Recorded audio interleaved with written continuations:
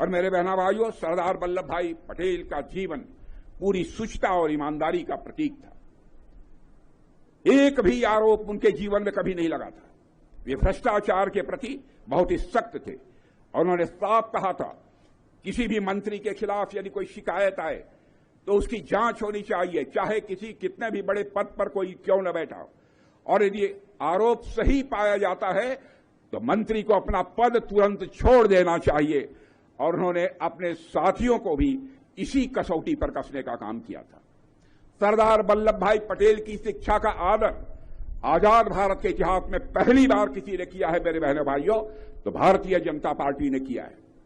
आपको याद होगा, हमारे वरिष्ठ नेता लाल कृष्ण आडवाणी के ऊपर कुछ लोगों ने एक बेबुनियाद और निराधार आरोप चस्पा कर दिया था। आरोप लगते ही मैं कहता रहा, लोग कहते रहे, आडवाणी चिंता मत करिए, आरोप तो राजनीति में लगते रहते हैं। आडवाणी जी ने कहा था, आरोप तो आरोप ही होता है, मैं अपनी संसद की सदस्यता से त्याग पत्र देता हूं और तब तक भारत की संसद में कदम नहीं रखूंगा जब तक कि मैं आरोप मुक्त नहीं हो जाऊंगा। बहनों भाइयों, यह भी सपना यदि किसी का था सरदार वल्लभ भाई पटेल का।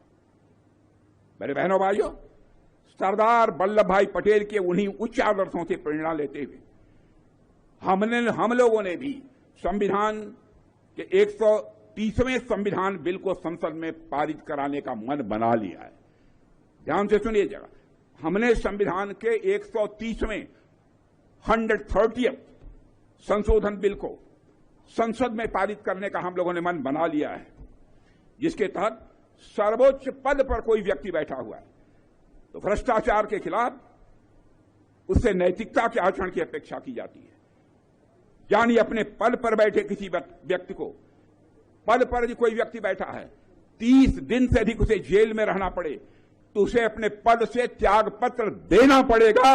ऐसा कानून भी हम लोग भारत की संसद में पारित कराने की कोशिश कर रहे हैं।